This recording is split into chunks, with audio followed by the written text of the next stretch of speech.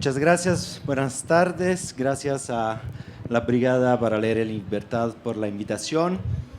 Estoy aquí muy contento porque tengo la oportunidad de conversar junto con ustedes con una persona que admiro y estimo mucho y que quiero mucho y creo que va a ser una plática interesante. Vamos a platicar con Everardo González. Si le pueden hacer un aplauso de bienvenida porque tenemos aquí un gran director del cine mexicano que tiene varias cosas que decirnos sobre este trabajo.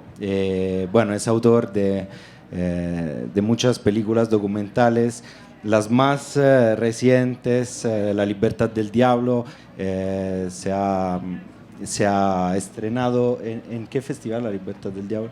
Se estrenó En Berlín.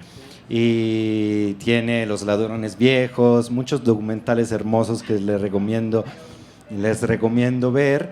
Y pues ahora está a punto de estrenar otro documental que se llama Una jauría llamada Ernesto, pero todavía no lo he visto, entonces no puedo hablar de él, pero sí le vamos a preguntar. Y pues nada, estoy muy contento y queremos hacer una conversación sobre este trabajo de documentar la realidad. Yo desde una perspectiva periodística, obviamente me corresponde también este trabajo de documentación. Everardo es un maestro de la documentación audiovisual, entonces pues quisiera empezar dándote la bienvenida, Everardo, y pues me gustaría que empezáramos esta conversación hablando de cómo, como dice el título de esta charla, cuáles son las características y los problemas de contar una realidad que muchas veces, en varios de tus trabajos, es una realidad difícil de contar, que hablar de violencia, hablar de los aspectos más oscuros también del ser humano, que sé que lo estás haciendo porque estamos trabajando juntos también. Y entonces, ¿cuáles son las características y las dificultades de hacer un trabajo como el tuyo en contextos o contando historias de este tipo?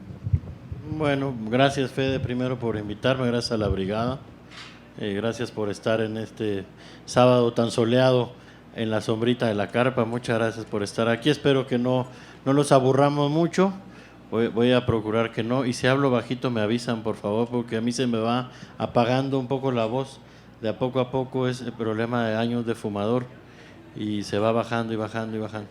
Si se va para abajo me avisan y ahí le voy subiendo. Fíjate que, Fede, yo pienso que la principal dificultad es que la violencia y la cara oscura de la sociedad es algo que no quiere ser contado. En principio es algo que no quiere que se cuente. Y después tiene una dificultad compleja que tampoco quiere ser muy visto.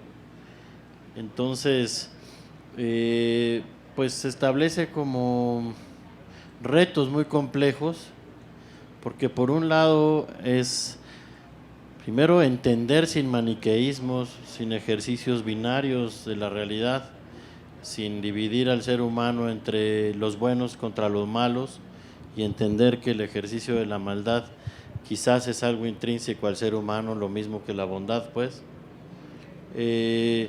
Y eso te diría que es el primer reto, pues acercarse a la atrocidad con una mirada abierta,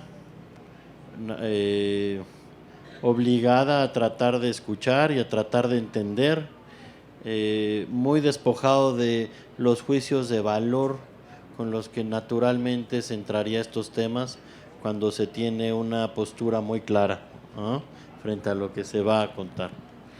Y por otro lado, la complicación que va a tener es que también son temas que naturalmente repelen a la potencial audiencia o al potencial espectador de lo que yo hago, pues, ¿no? Y entonces trae un reto que para mí es de las cosas más fascinantes, que es empezar a vincularlo con las formas narrativas y con las formas cinematográficas para que entonces se vuelva efectivamente algo atractivo para otros, que no necesariamente los repela, sino que tenga ciertos ganchos dramáticos o narrativos que haga que el espectador se quede otros minutos viendo lo que yo le quiero contar. Yo siempre he pensado que la narrativa o narrar es como una suerte de súplica, como pedirle al espectador que se quede otros 10 minutos viéndonos, o que se quede el lector leyéndonos otros minutos, pues, ¿no? Y el documental, al menos de los temas que yo trabajo, requieren un doble esfuerzo de narrativa, porque si no se quedan muy... habitan espacios muy pequeños de autoconsumos, en donde no necesariamente está la discusión real de los temas que a mí me toca hablar. Es decir, se queda en los círculos artísticos, o se queda en los círculos cinematográficos o de los cinéfilos naturales, o se queda en los espacios de la discusión de las ciencias sociales. Y a mí la verdad es que por lo menos tengo una película que me ha hecho sentir muy orgulloso en términos del alcance que tuvo, que fue Los Ladrones Viejos, y que fue una película que cuando yo me subía en los taxis, los taxistas me la contaban, y entonces sentí que algo había pasado interesante, pues, ¿no? Que no se había quedado en estos círculos de entendidos, y que había logrado ser compartida, discutida, disfrutada, y la gente común había encontrado un reflejo, porque a veces el cine tiene esa gran contradicción, habla del hombre común, pero sin hablarle al hombre común. Solo el hombre común es su materia prima, pero no su final destinatario, pues. Yo creo que hay que buscar que tenga una vuelta cíclica, y que si el hombre común el hombre común, pues sí, es la materia prima, regrese también a la mirada del hombre común, que no está obligado a los referentes, a veces te diría, académicos o acartonados de la academia para valorar o no una obra. Y bueno, y los demás pues son los retos inherentes a tocar temas de violencia en este país, que pues de eso lo conocen los periodistas de este país, los activistas, la gente que levanta la voz, la gente que investiga de más, los que oigan de más. Eso te diría que son los retos y los mayores problemas que se tienen para hacer lo que yo hago. Cuando tú estás hablando de este tema que conozco muy bien cuando escribo, de tener la necesidad de que el lector se quede sabiendo perfectamente que no es un tema que quisiera leer el lector, pero que ni siquiera quisiera leer yo, que lo escribo. O sea, cuando trabajé años para investigar sobre la desaparición forzada de personas, yo me preguntaba a la hora de escribir, ¿cómo puedo yo escribir para que sea, digamos, interesante, lo suficientemente amigable o cercano para que el lector siga leyendo algo que yo creo que es importante leer, pero que, digamos, por naturaleza yo no quisiera estar leyendo. A mí no me gustaría estar leyendo de temas tan dramáticos y vergonzosos también para una sociedad, pero también sé que es necesario. Entonces, el esfuerzo que se pide a un lector es: quédate aquí y espera, porque es importante que tú veas este documental o que tú leas este libro. Y entonces hay estrategias narrativas, y mientras tú hablabas se me ocurrían cosas, porque pensaba, por ejemplo, en La Libertad del Diablo. Me gustaría que nos platicaras aspectos también de realización que son importantes. O sea, cómo, por ejemplo, decidiste utilizar ciertas herramientas, las máscaras, todos los personajes de ese documental, hermoso y terrible a la vez, tienen una máscara. Y ¿cuáles fueron estas decisiones? También la toma, una vez me contaste cómo hiciste las tomas para que los personajes miraran a la cámara. O sea, estos aspectos yo creo que también son útiles para entender las dificultades, pero también las oportunidades que tienes al hacer un documental para juntar estas cosas. O sea, que la narración vaya a la par digamos, del contenido de la historia y que lo valorice y se valoricen. Bueno, para quienes no conocen la película, es un ensayo en donde víctimas y perpetradores de violencia tienen una suerte de responso a manera de ensayo, en donde se reflexiona en torno a dos líneas narrativas fundamentales, que son el miedo y la obediencia, para cometer actos atroces, pero tiene la característica que la hace distinto a muchas otras películas, que todo el testimonial, todas las personas que aparecen en el cuadro portan la misma máscara, que es una máscara parecida a las máscaras profilácticas de quemaduras de rostro. Color carne, color ¿no? carne. Y entonces de alguna u otra forma están integrados en el discurso, tanto las víctimas como sus perpetradores, pues, ¿no? Hacen una suerte de confesión frente al espejo, que es el elemento formal con el que se arranca esta película. Esta película busca hacer, o busca mostrarnos como a los espectadores la confesión de alguien frente a su propio reflejo, pero frente a un reflejo que no reconoce porque porta una máscara, pues, ¿no? Entonces la manera de filmarlo fue primero aislando al sujeto del equipo de filmación con una serie de telones, es decir, se sentaba como estamos tú y yo ahora, pero sin espectadores, solamente con una pequeña rendija para ver el lente de la cámara, que lleva enfrente un dispositivo que con un juego de espejos permite que quien habla mire de frente a la lente, aunque pues esté mirando de costado, pues.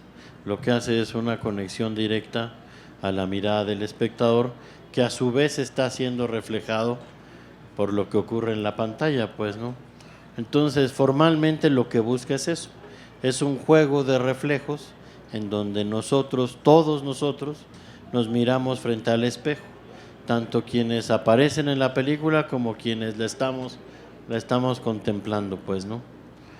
Y claro, por otro lado, establece ciertas, como bien lo dices, a veces los impedimentos se vuelven realmente en las virtudes de las películas o en las decisiones, ¿no?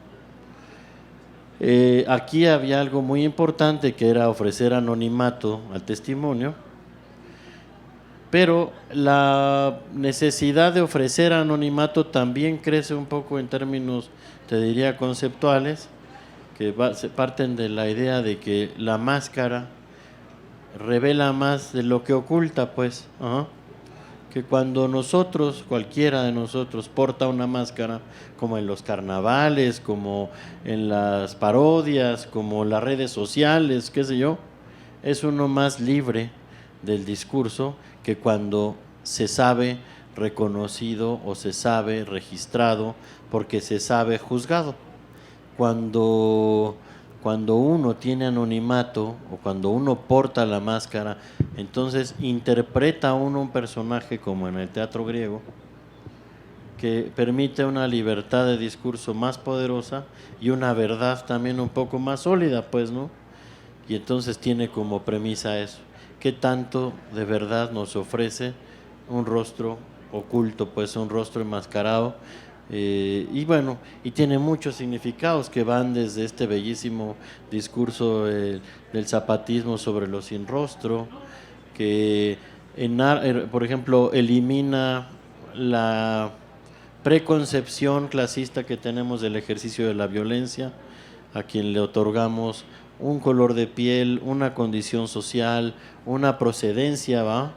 Y el rostro enmascarado elimina cualquier posibilidad de reconocimiento de la persona, y entonces borra esa idea que tenemos muy vendida en los medios, sobre todo, de quién es el que ejerce el mal, pues, ¿no? Y bueno, pues se construyó una suerte de teatrino con telones, etcétera, en donde pues yo a la gente la veía quizás por 10 segundos antes de ponerles una máscara y a conversar con ellos, y luego los volvía a ver otros 10 segundos cuando les pedía que me devolvieran la máscara, pues, ¿no? O sea que yo no recuerdo realmente el rostro real de toda la gente que apareció en una película que me tomó más de 10 meses editando, pues, ¿no? Y trabajando, pues yo hoy no sabría quiénes son, cosa que es bueno, ¿no? A veces, a veces es bueno que uno no sepa demasiado también, ¿no? Exacto. Y entonces, ¿qué hicimos, por ejemplo, Fede? Hay una también de las complicaciones que tiene el narrar los hechos que nosotros narramos.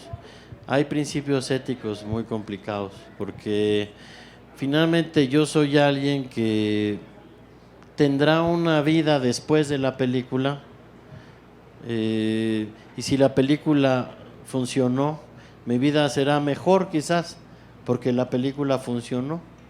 Pero la película a veces funciona porque aquel que aparece en la película tuvo una vida complicada. Y entonces se vuelve una relación muy compleja, porque el cine de por sí es extractivista. Uno tiene que cuidar no necesariamente ser un mercenario extractivista que solo lucra y aprovecha el testimonio del otro, pues, ¿no? Son cosas delicadas. Entonces, pues yo, por ejemplo, tengo como ciertos fundamentos éticos. Uno de ellos es no mentir. Puedo construir la verdad para que se cuente mejor, pero pues yo sé que sería capaz de construir una mentira que parezca real, ¿no? O que parezca verdadera, como lo vemos todos los días hoy, pues, ¿no? Pero entonces una es el no mentir y la otra es no poner en riesgo al equipo ni a la gente que aparece. Para que esto ocurriera, yo lo que decidí fue acallar los rumores en los barrios, en las comunidades. Es gente que se entrevistó, que viene de Tamaulipas, viene de Guerrero, viene de Sinaloa, viene de Jalisco, viene de Chihuahua. Y lo que hice fue volarlos a la Ciudad de México a un escenario neutro, para que pues no se viera en el barrio que los estábamos buscando con una cámara. Simplemente llegaban a un taxi o a un auto, llegaban al aeropuerto, volaban a Ciudad de México, otro auto los recogía, los llevaba conmigo, conversaba yo con ellos y de vuelta al aeropuerto. Entonces, como además está anónimo, pues la gente del barrio no necesariamente ubicó quién era el que hablaba. Era un poco para cuidarlos, pues, ¿no? Y así como esto, bueno, se obligó a muchas medidas que han sido una gran enseñanza para mis equipos. Yo creo que es un equipo que trabaja de manera seria la seguridad de su gente y de la gente con la que está colaborando, porque lo hemos hablado tú y yo muchas veces. Finalmente, a la larga, y esa parte es una gran contradicción con la que a veces uno tiene que negociar, mi trabajo cae en los anaqueles, vamos a llamarlos así, del entretenimiento, ¿no? Cuando para mí no necesariamente lo es. Sin embargo, si yo quiero que mi trabajo sea visto, estoy obligado a pelear los espacios que tiene tomado el entretenimiento. Entonces, pues nunca merece la pena poner en riesgo a alguien cuando el destino final serán los espacios del entretenimiento, pues, o sea que son varios retos, Fede, y varias decisiones, pues, ¿no? Sí, y además el tema de la seguridad en general es un tema que pues, me consta que en muchos ámbitos de los nuestros, pues no siempre, no siempre se pone en el centro. Y me gusta la expresión que usas del extractivismo, porque también es muy frecuente que pues sirvan los trabajos, pero luego no haya una relación ética entre en mi caso un periodista y sus fuentes, y eso es fundamental. Sí. Regresando otra vez al tema de, porque me gusta mucho las posibilidades que se tienen, que aparecen en momentos de dificultad, y uno de esos momentos de dificultad es precisamente la seguridad que se tiene que mantener. Entonces, decisiones estilísticas, narrativas, se vuelven centrales a partir de algo que parecía irresoluble o imposible de resolver. Y esto muchas veces nos pasa, pero pocas veces luego se dice o se considera después de que sale una obra. Estoy pensando en tu documental más reciente, del cual solo he visto fragmentos, pero sé cómo me has contado, cómo lo has realizado, y me gustaría que explicaras también esa situación que es muy particular y muy especial, pero te ofreció la posibilidad de desarrollar una creatividad y una forma narrativa nueva a partir de esas dificultades, ¿no? Estoy hablando del documental Una jauría llamada Ernesto. Bueno, ese es un proyecto que tendrá su inicio. ¿Cierto? ¿Cuándo sale? En Toronto empieza el próximo domingo, tengo la primera proyección de la película, y luego pues a ver a dónde va. Vendrá a Guadalajara, y aquí en México esperamos que estrene en septiembre, entre finales de septiembre y octubre, y luego entre a plataformas hacia finales de año. Y es el relato del sicariato y el tráfico de armas, pero no en el sentido como más brutal de la historia, sino tratando de entender que, claro, yo hice una selección de voces de jóvenes que no tuvieran como punto de partida el ejercicio de la brutalidad, sino que fueran muchachos pues que cuentan la idea de ser joven y que tienen como canalizador el acceso a las armas, pues las armas. Y un día, una vez que se comete un acto violento por la cercanía con las armas, no hay un retorno, no hay una vuelta atrás, pues no, se mantiene una suerte de destino trágico, de error trágico, vamos a llamarlo así, que define completamente lo que serán sus vidas, hasta que un día van a ser herramienta o brazo armado ya de organizaciones criminales que sí ejercen el mal con mucha más conciencia, pues, ¿no? Evidentemente era muy complejo un testimonial en donde pues el 100%, bueno, no el 100% porque los traficantes no lo son, pero sí por lo menos el 90% de las voces es de menores de edad, o era de menores de edad en ese momento. Una vez más había que procurar el anonimato de las voces o del testigo, de las fuentes, pues, ¿no? Pero como bien relatabas ahora, yo pienso que esa es una virtud del documental, que no puede ser tan planificado como a veces los propios inversionistas o los productores quisieran.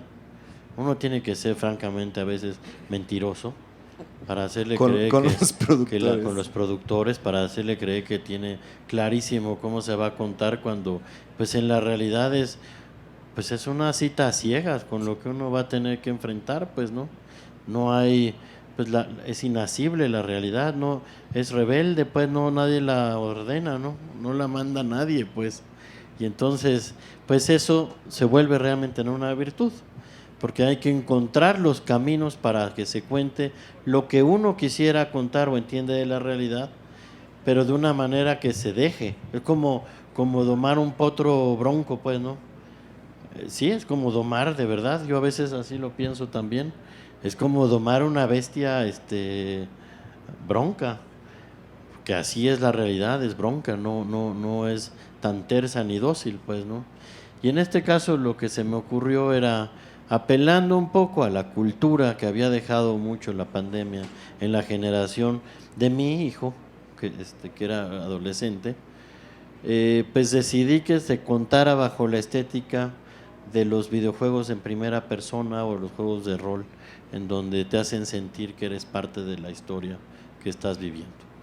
Entonces diseñé con un equipo, terminaron diseñando ellos, digamos que yo solo solté la idea, ellos realmente se hicieron cargo de las pruebas, una especie de cuela de alacrán que se pone con un cinturón y tiene un brazo largo en donde se coloca una cámara que está por las espaldas de los personajes. Así es. Y entonces todo lo que vemos frente a la cámara, que no es la nuca, está fuera de foco. Y entonces lo que hice fue trabajar con dos muchachos que habíamos formado, que venían, sobre todo el trabajo cultural en el barrio de Tepito, los formamos para el uso de las cámaras y durante la pandemia los contratamos para que filmaran durante 2 meses usando esos dispositivos para la película y luego hicimos un viaje con otras cámaras ya con el equipo nuestro hacia ciudades de San Luis y Nuevo León principalmente, pues, ¿no? Y entonces lo que se logra es muy interesante porque es una proyección muy sensorial, una proyección que te obliga a acompañar el movimiento y que te hace acompañar en la narración a un muchacho que está en una motoneta porque tiene que ir a enfrentar un destino que no necesariamente quiere enfrentar, pero que tiene que hacerlo, y nosotros como espectadores acompañamos permanentemente el recorrido. Entonces, pues una vez más, lo que era un impedimento, o lo que parecía ser un impedimento, pues también se convirtió un poco en la virtud narrativa o formal de una película que espero mucho que puedan ver. Se llamará porque nace en una semana, pero ya le pusimos nombre, se llamará Una jauría llamada Ernesto, se llama. Llamada Ernesto. Y sí, señora, claro. Esto también del involucramiento de las personas que son parte de tu narración, pero que de alguna manera son parte activa. O sea, no es yo, en este caso, sentarse a contestar preguntas, y en alguna ocasión hemos hablado de lo que a ti te gusta del hacer documentales. En parte ya lo dijiste, esta parte sorpresiva de la realidad que aparece y es incontrolable, pero también te reta y te permite. Pero quisiera que nos explicaras cuál fue tu decisión de hacer cine documental, qué es lo que crees importante del cine documental. En alguna ocasión recuerdo, porque con Everardo hablamos, entonces recuerdo que era muy importante el tema del archivo, del documento, pero me gustaría que hiciéramos una pequeña reflexión sobre el cine documental, sus grandes valores, además de estos retos que son también importantes. Yo creo que el hecho de que no sepas realmente bien qué es lo que va a pasar es estimulante, además de ser complicado, ¿no?, de resolver. Fíjate que yo llego de manera muy afortunada a este negocio, porque mi principal motivación era el reportaje gráfico. Yo no necesariamente admiraba o quería emular a grandes cineastas, yo emulaba a grandes fotógrafos, sobre todo reporteros gráficos. Eran realmente quienes a mí me inspiraron mucho, ¿no? Mexicanos y de todo el mundo. Y además pertenezco a una generación que se forma, en las noticias, cuando viene esta primera gran camada de fotógrafos del 1+1, que después son los fundadores de esta imagen extraordinaria que generó La Jornada en sus primeros años, de Paco Mata, de Eniac Martínez, de Cisneros, de Mendiola, que fueron realmente mis maestros, pues no era la gente que a mí me inspiraba mucho. Y claro, Wig y bueno, ya todos los de atrás, Cartier-Bresson, y ya los nombres grandototes como del panteón, ¿no?, universal, pues. Pero acá los que están más cerquita, Paco, Eniac, fueron además mis jefes, pues, ¿no? Yo fui su asistente algunos años. Y yo no tenía mucho interés pues en entrar al cine porque además siempre lo vi como algo lejano. En esa época no era todavía la transición del cine digital, era el cine analógico, era muy caro hacer películas. México era un país que filmaba 7 películas al año y estamos filmando cerca de 200 películas al año. En esa época se filmaban 7, entonces las familias cinematográficas eran un grupo muy cerrado. Entonces, nunca yo imaginé, yo no vengo de los círculos de la cultura en el país, pues. Estaba estudiando en la UAM Xochimilco y en una clase de periodismo entrevisté a Carlos Carrera, que había ganado la Palma de Oro con un cortometraje muy bello que se llama El Héroe, muy bello y muy trágico. Y él me dijo, deberías hacer examen en la escuela de cine. Yo le dije, no, es que ahí están muy mamones todos. Y él me dijo, son igualitos a ti. Y entonces me picó la cresta, porque sí soy mamón, cabrón. O sea, sí me picó. Y entonces fui a hacer examen y me quedé. Cosa curiosa, porque yo oía historias de gente que hacía examen 1 vez, 3 veces, 7 veces, qué sé yo. Y yo entré a la primera, cabrón. Como un poco sin querer entrar, la verdad. Como es el destino, yo sí pienso que a veces es así. Pero entré y mi necesidad estaba en la fotografía. Pero es la época en la que la gente se tenía que ganar la vida en la publicidad. Y yo venía de una universidad marxista, cabrón, que me decía que la publicidad era el demonio, ¿no? Entonces, pues era todo cortocircuito. Decía, ¿qué estás haciendo aquí, cabrón? O el videoclip, que era más entretenido, pero pues se vivía muy mal. Y entonces vino la revolución digital con el cine. Y entonces hice un primer pequeñísimo ejercicio documental que duró 7 minutos. Yo fui muy afortunado por el tipo de maestros que tuve.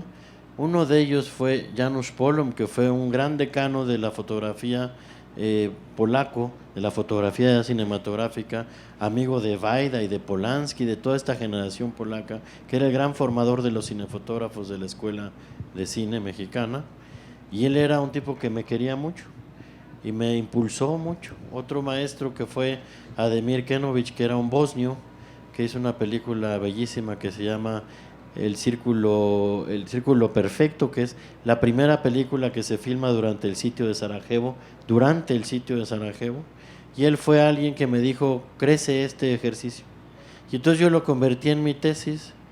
Mientras yo la hacía, me di cuenta que tenía una ventaja por el resto. Yo tenía una formación de investigación social y tenía una formación en la narrativa y en la estética por lo que estaba aprendiendo en la escuela de cine y mis otros maestros, pero sobre todo tenía la parte de investigación metodológica que tiene la UAM, la verdad que sí lo tiene, y de libertad, pues, ¿no?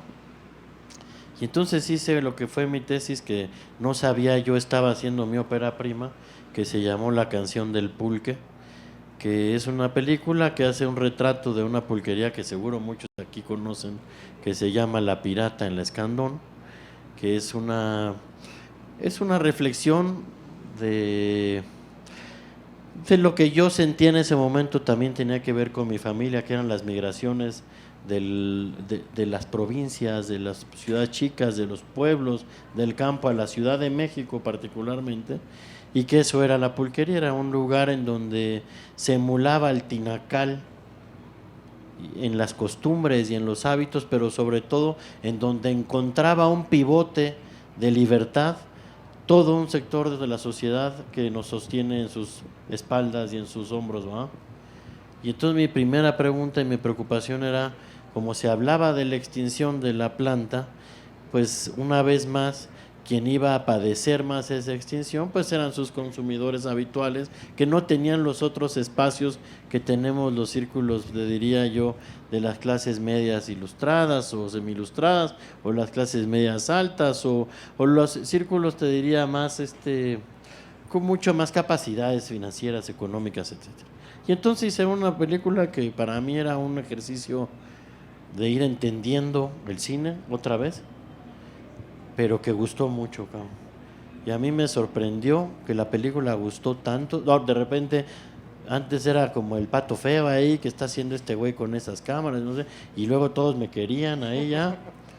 Y se vendió la película muy bien y me empujó a hacer la siguiente, que fue Los Ladrones Viejos. Ahora, ¿qué me fue gustando de esto? Fíjate, Fede, yo creo que asumirme más como una suerte de cronista que como un cineasta también, y lo digo sin falsa modestia. O sea, me da mucho gusto saber que el trabajo que alguien como yo hace abona a esta gran tradición de la crónica en México, no solo la escrita, sino por ejemplo la que recibimos en herencia de gente como los hermanos Casasola, los hermanos Alba, los hermanos Mayo, los Bilbatúa, los Barbachano, en fin, en donde toda esta colección de fotogramas que construyen las secuencias que le dan sentido a las películas, pero la pequeña imagen ya es en sí un documento y un registro valioso que atestigua los tiempos que nos tocan vivir a quienes tenemos las cámaras. Y entonces eso ya tiene un valor en sí mismo. Yo estoy convencido de que, y ojalá así fuera, que un día en el futuro un cineasta joven tomara mis películas, las destazara, usara los fotogramas y les diera un nuevo significado con lo que yo filmé, que es lo que yo hice con otras películas que filmó Paul Leduc, que filmó Los Ladrones Viejos. exactamente, también. Bueno, hay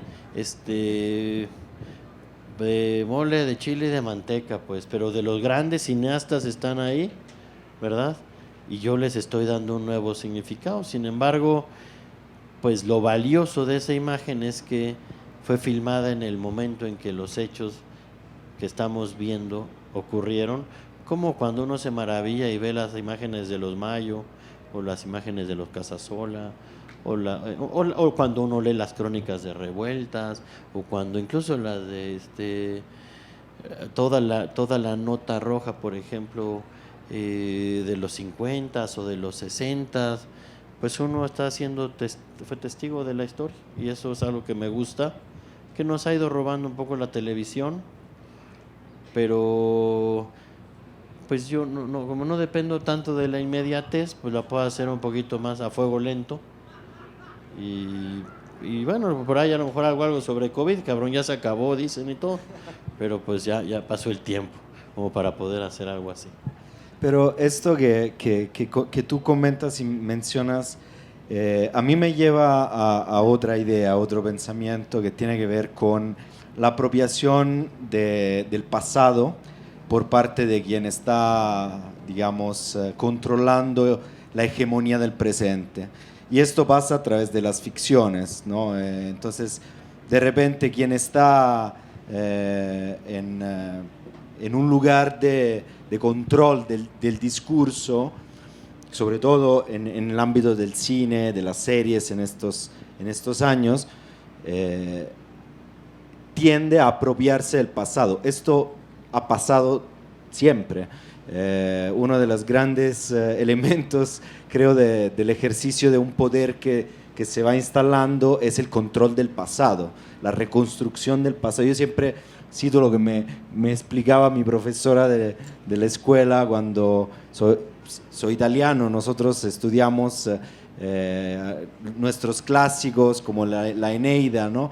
De Virgilio, y nos explicaba la profesora, digamos, el papel político que tenía una obra como esa, que sería comparable, ese poema épico, a una gran producción de Hollywood de ese momento, ¿no? De este momento. Porque pues, el poema épico en ese entonces era, digamos, la Hollywood de la época.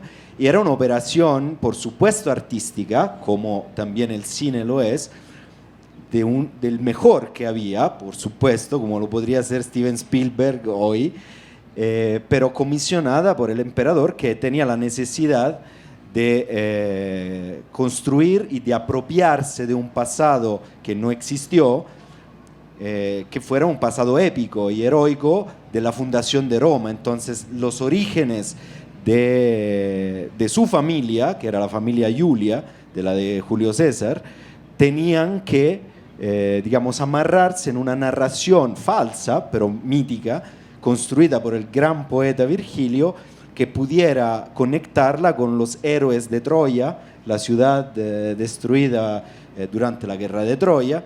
Entonces, un personaje en específico, Enea, que viaja durante 10 años a lo largo del Mediterráneo y le pasa de todo como Ulises, llega con su hijo Iulo a lo que luego fue el lugar donde se fundó la ciudad de Roma, que por cierto hace 2 días fue el cumpleaños de mi ciudad, que cumplió 776 años. Bueno, eso todavía sigue en la narración, que fue una invención, una apropiación del pasado por parte de un poeta pagado por el emperador que tenía la necesidad de fundamentar su presente a través de la ocupación del pasado.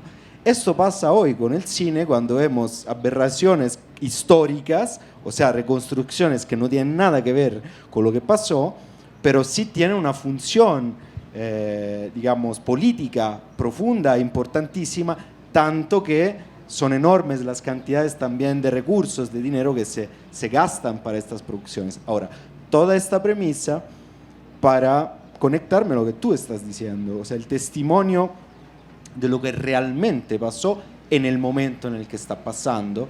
Claro que se puede manipular, sobre todo ahora con las nuevas herramientas tecnológicas que tenemos, pero queda como testimonio. Entonces, ese testimonio de ese momento que tú has documentado a lo mejor hace 20 años, va a estar ahí y va a atestiguar precisamente cómo era el mundo. Yo estoy pensando a trabajos que hizo de documental, uno de los más grandes intelectuales italianos de la segunda mitad del siglo XX, que es Pier Paolo Pasolini.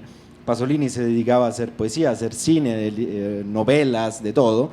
Entre otras cosas, hay un trabajo que me gusta mucho, que es una serie de pequeños documentales donde él va por Italia, digamos, en los principios de los años 60, si no estoy equivocado, o sea, saliendo de la Segunda Guerra Mundial, en el periodo de la recuperación de Italia y también del crecimiento económico, haciendo preguntas que nadie había hecho, por lo menos en televisión, sobre el sexo, sobre el amor, sobre muchas cosas de la vida cotidiana. Se llamaba Comizi d'amore, comicios de amor, donde él va y entrevista a la gente, y eso queda más allá de las reconstrucciones de una Italia que se puede hacer hoy en una película de ficción, como hoy nos gusta verla, pero ahí está el testimonio real de lo que decía la gente de a pie, que no tenía acceso a un discurso público, por lo menos mediatizado, de la televisión. O sea, en la televisión no llegaba la gente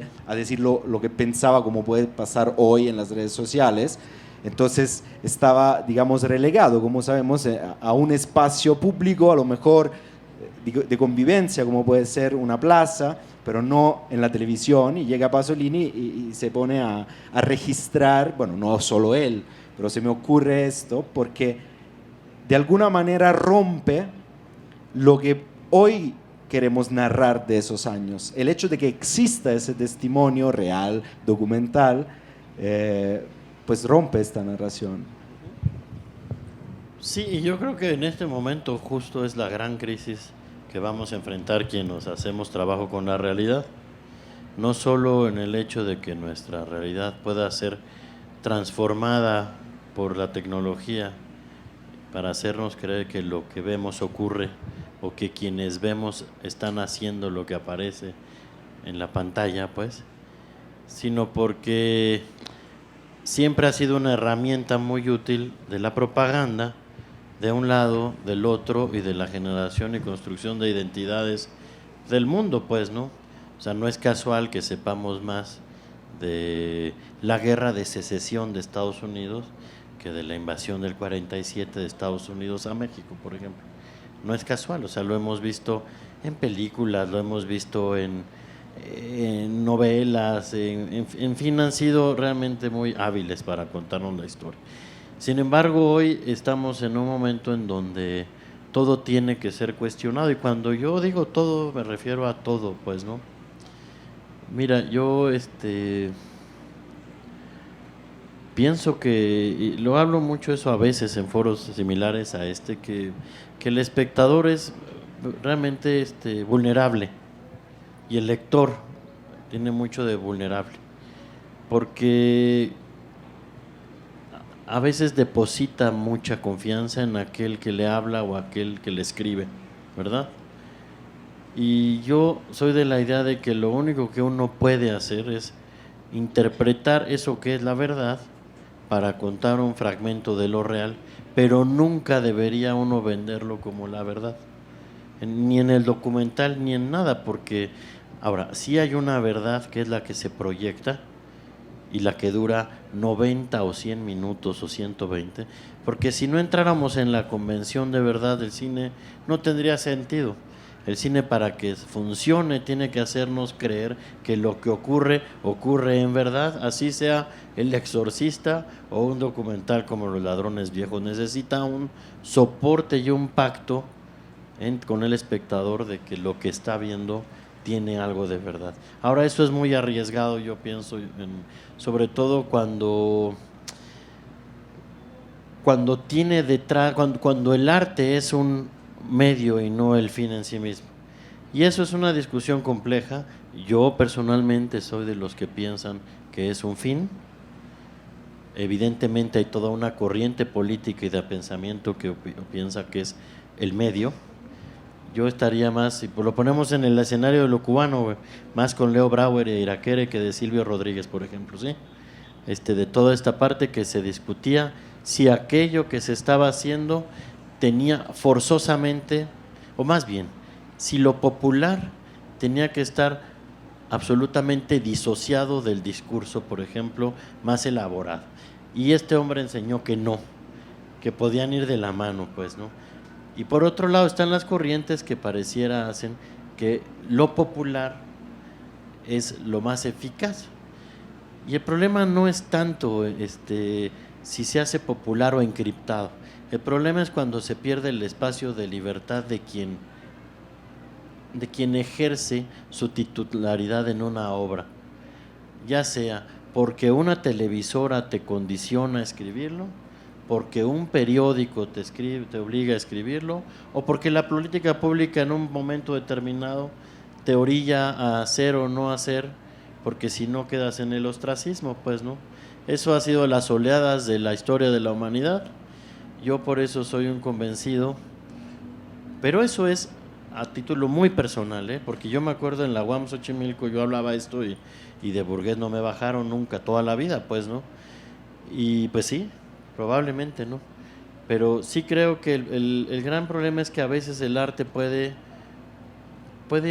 generarle un autoengaño profundo a sus creadores, que creen efectivamente que la causa va por encima de la obra, y a veces hay que tenerle respeto a la obra, porque si no, pues a lo mejor preferiría yo ser o analista político o activista político o lo que sea, ¿no?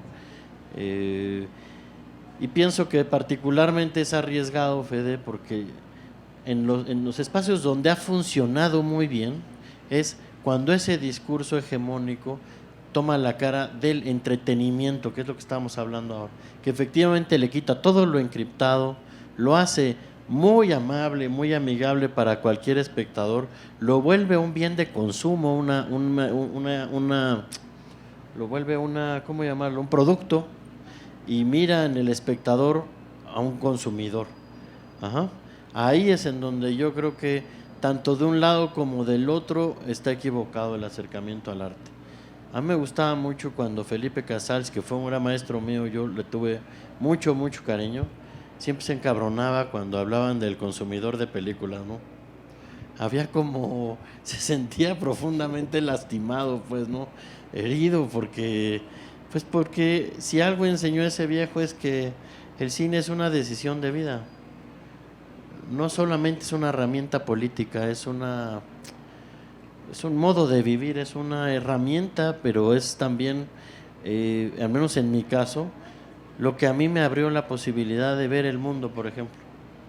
De verdad te lo digo, yo le tengo tanto aprecio porque no solo me ayudó a ver el mundo, me ayudó a conocer gente que quiero, me ayudó a despojarme mucho de estos prejuicios con los que se crece siendo hijo de un alteño de San Miguel el Alto, Jalisco, cabrón. Se crece con unas cosas complejas, pues, ¿no? Esto me ayudó como a ver la realidad de otra manera. A veces, por ejemplo, el documental, y eso me encanta también, si tú quieres que el otro sea franco contigo, pues no puedes entrar pensando, por un lado, o que tú es tu contrario, o es tu enemigo, o que porque piensa distinto a ti, no tiene nada que enseñarte, ¿no? Y todo lo contrario, cabrón. A mí algo que me ha ayudado es asumir que ese otro por ahí tiene un montón que contarme, pues, ¿no? A veces soy muy afín y a veces no tengo nada que ver con él, pues, no, o con la persona, pues.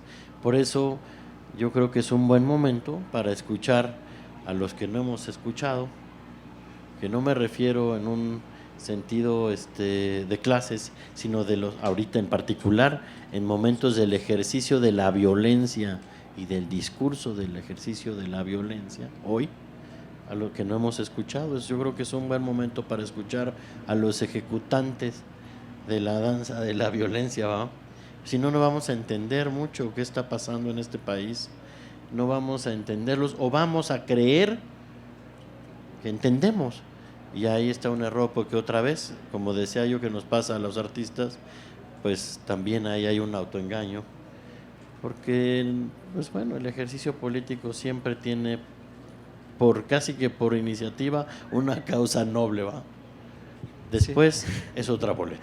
No, y se me ocurre algo que decía un amigo periodista de La Jornada, que ya murió hace algunos años, que fue un gran amigo, Jaime Avilés. Y él siempre en un brindis jugaba mucho y era muy sarcástico, y en un brindis siempre decía por la causa y por el efecto, porque siempre se nos olvida el efecto cuando tenemos causas que son demasiado importantes, y luego resulta que el efecto y la causa no son coherentes entre sí. Entonces las buenas intenciones sí, pero nos llevan a efectos que contradicen nuestras causas.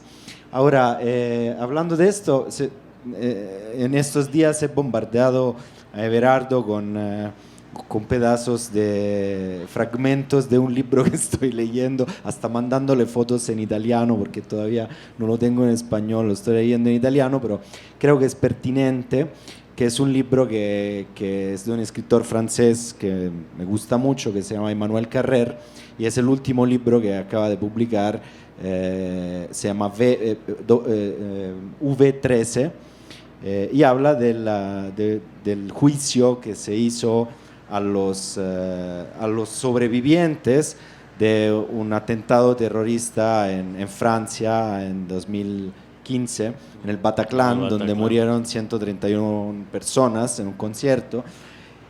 Y Carrère tiene una larga historia de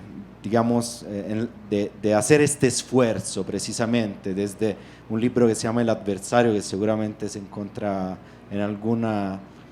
José me dice que sí, aquí en la feria, que se lo recomiendo muchísimo, donde él intenta tratar de entender las razones y la vida de un personaje, Jean-Claude Roman, que asesinó a toda su familia, aparentemente de una manera inexplicable. Ese es el adversario. Y en este del Bataclan hace un esfuerzo mayor y que requiere precisamente tomarse riesgos, porque sobre todo en Francia o en ciertos países de Europa, aquí menos, buscar las razones de los terroristas del ISIS que masacran 130 personas en un concierto, no es exactamente muy fácil. Hay mucha sensibilidad sobre el tema, y hasta proponerlo es casi indecible, ¿no? Esto no se hace, uno no va a buscar las razones. Son terroristas, son los malos de la historia y fin, porque esto es malvado y esto es terrible y ellos son menos que nosotros. Siempre es la justificación que se tiene y claro que es terrible, y claro que es aberrante, pero también es necesario entender el humano y entender qué es lo que está pasando y tratar de dar una explicación y también de entender las razones del otro. Y esto me parece muy importante en esta época, en la cual el otro que tiene razones que no corresponden a las de los buenos o de los que se plantean como los buenos de la historia, tienen que ser aniquilados, anulados y eliminados del discurso público. Y esto me parece que va completamente en contra, por lo menos, de nuestra profesión. No digo moralmente de la sociedad, pero nuestra profesión, el periodismo, la investigación social, el documental, buscan entender la complejidad de lo humano y meterse precisamente donde están las contradicciones y donde está también lo problemático. Cuando tú dices, a veces yo no coincido nada, pero a veces aprendo. O sea, yo recuerdo una infinidad de situaciones en las cuales yo llegaba a una entrevista, a una situación, pensando que era afín al discurso de mis entrevistados y resultaba que era al revés, pero también situaciones en las cuales yo pensaba ser el bueno de la historia y resultaba que el malo se parecía dramáticamente a mí, o yo me parecía dramáticamente a él.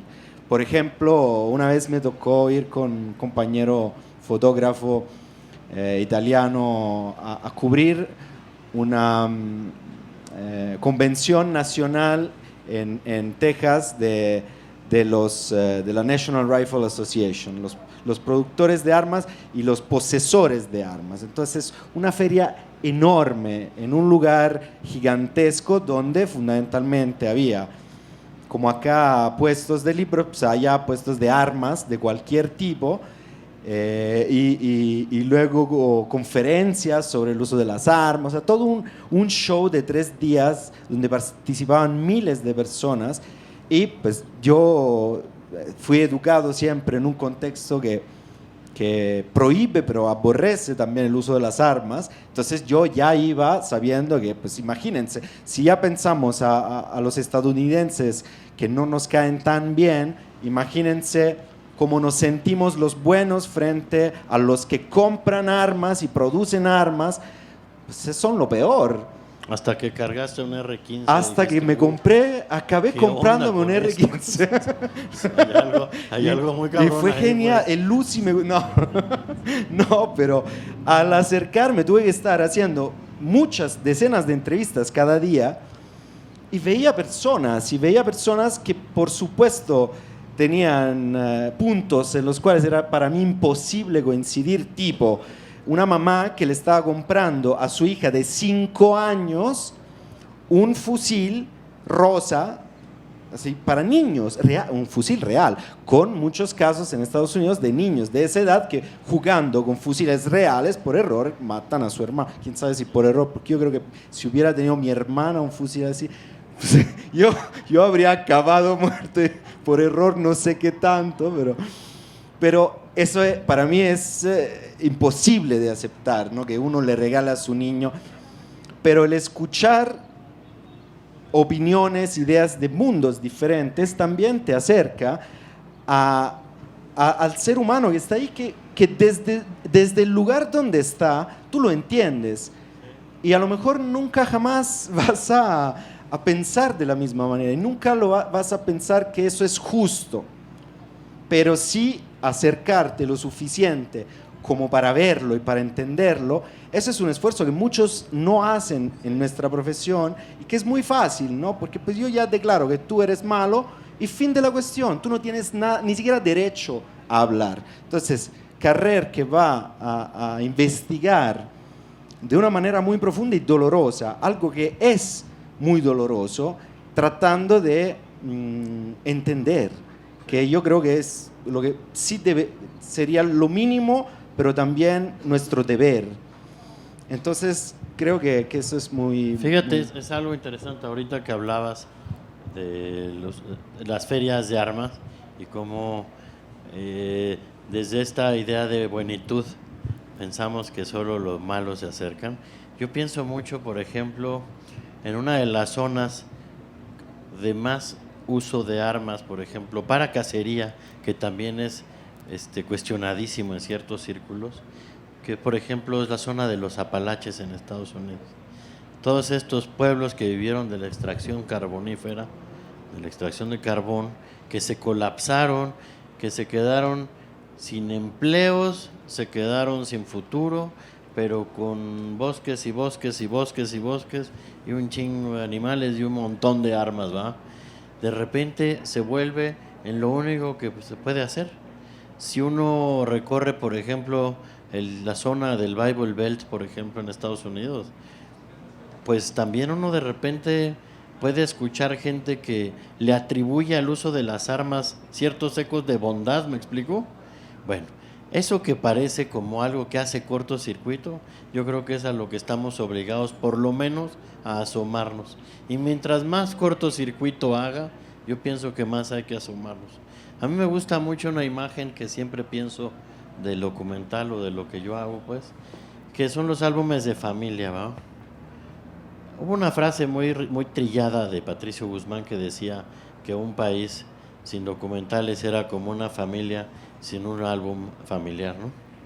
Fue una frase muy usada, muy trillada. A mí lo que me gusta es que los documentales realmente debieran ser la cara B de esos álbumes de familia, en donde nadie fotografía la firma del divorcio, nadie fotografía el momento de la discusión por los cuernos, nadie fotografía el pleito con el vecino, ¿me explico? Sin embargo, todo eso existe. Todo eso es algo que está mucho más cerca de nosotros que a veces los ejercicios de bondad extrema. Por eso hay santos, Dios mío, va. Si no, todos seríamos un poco santos. Si no, yo creo que eso está un poco más lejos incluso de lo que somos nosotros, con nuestras falencias, con nuestros errores, etcétera, etcétera. Yo creo que estamos muy obligados, Federico, ahora a, si no a entender, porque por lo menos a tener preguntas, ¿me explico? Y yo recuerdo que esa es una también de las razones por las cuales me dedico a lo que me dedico. Otro maestro mío que a mí me ayuda mucho se llama Nerio Barberis, es un exiliado argentino que fue sonidista de Raimundo Gleiser, un gran documentalista argentino. Cuando yo entro en crisis, porque cada tanto entro en crisis y digo, puta, ya no quiero dedicarme a esto, está muy difícil seguir remando esta cosa. Pero siempre es mejor que trabajar.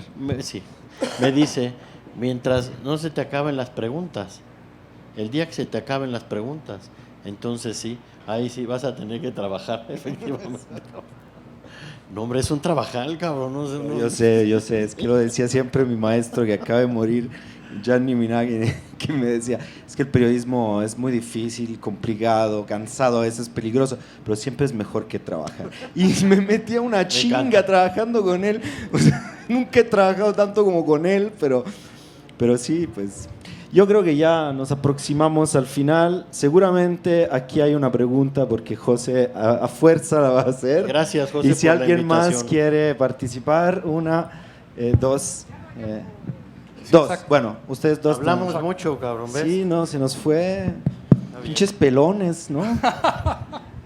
Sí, nos quedan 3 minutos, ya está Paco aquí, pero yo de veras no puedo cerrarme la boca y agradecerle, Berardo, a Federico, esta fabulosa charla. Yo salgo de aquí con la tarea, porque solo he visto 3 películas de Berardo, pero La Libertad del Diablo es una de las mejores películas que vi, desde luego una de las mejores películas mexicanas que he visto y una de las mejores películas, punto, para retratar lo que está pasando en México. A mí me hizo pensar, y esto te lo quería comentar después, pero dije de una vez que quede en cámara, porque creo que sí tiene que ver con todo lo que han dicho, que es la Shoah de Claude Lanzmann. Yo cuando viví esa película, bueno, claro, que es un documental de 8 horas, en la que él se da, así como tú te diste la tarea de encontrar a los testigos de la violencia en México, tanto a las víctimas como a los victimarios, él se pone a hablar con las víctimas, los sobrevivientes, pero también con los arquitectos de los campos de exterminio, con los ingenieros que dibujaban los planos, y la experiencia de vida de un documental como ese, tú sales transformado. Y además yo tuve la fortuna de verlo con Lanzmann, porque vino a México a dar un curso al Helénico. Claro. Y cuando nos dijo, antes de que empezara la película, les agradezco que estén en un domingo dedicándole 8 horas a esto, porque su vida va a ser mejor y va a ser distinta después de que hagan eso. Y La Libertad del Diablo para mí fue exactamente igual. O sea, mi visión de lo que era México, de cómo entendía yo lo que está pasando en México, el torbellino de información, de violencia, de confusión, el que vivimos. A mí La Libertad del Diablo, y escuchándote hoy, no es que tenga respuestas, simplemente es una experiencia artística que transforma, y para mí no es... Ya habrá oportunidades en otros foros, y qué bueno que viniste, y qué bueno que en un foro de literatura podamos hablar del cine como un arte mayor, un arte que narra y que transforma. Es de veras, a mí me emociona muchísimo, y espero que ustedes también, porque aquí en este proyecto creemos que lo importante son los creadores, escucharlos y poder tener estos intercambios. Así que, Berardo, muchísimas gracias. Encantado, Federico. y muchas gracias por haberse quedado. Y una pregunta más, y ya está Paco aquí. Sí. Ahí tiene. Hola. Precisamente con lo que comentaron de La Libertad del Diablo y lo que decías acerca de la poca voluntad que hay de entendimiento, de saber por qué un ataque terrorista, por qué una masacre, por ejemplo. O sea, cuando entrevistas a los victimarios, a mí sí hay una cara, hay un rostro al final que me dejó hecha añicos. ¿Tú tuviste oportunidad con los victimarios de llegar a algún entendimiento, de que ellos en algún momento captaran lo que habían hecho? Fíjate que es muy difícil saberlo, porque yo creo que esos son procesos muy largos, pero lo que sí me quedó muy claro es que tenían una necesidad muy vital de ser escuchados, de contar su lado de la historia, pues, ¿no? La cara B del álbum familiar, lo que no querían contar. Ahora, lo que sí sé que está en la película es que por momentos hay arrepentimientos complejos. Porque, por ejemplo, yo no quería hablar con sociópatas, quería hablar con gente que tuviera muy claro que lo que estaba haciendo estaba mal socialmente, que no había justificación alguna, porque a veces justificamos de maneras muy simples los ejercicios de violencia en contra del otro. Depende si somos sociólogos, desde la sociología, si somos antropólogos, desde la antropología, si somos filósofos, desde allá. Siempre buscamos un camino para justificarlo. Y yo lo que entendí, sobre todo en un muchacho que durante la entrevista cae en cuenta que ha sido capaz de ejecutar a niños, que todo le hizo trizas, que ahí le cayeron los años en ese momentito, que también a veces eso es lo bello del documental, que somos testigos de un momento único en la vida de una persona que está hablando frente a una cámara. Ese fue el momento quizá más, te diría yo, incluso el más verdadero que tiene esta película. Muchas gracias. Sigue. Muchísimas gracias a Berardo González, Gracias. Federico Mastrogiovanni. Esta es su casa, Berardo. De veras, Gracias, muchas gracias, muchas Federico. gracias. Hermano, un abrazo. Y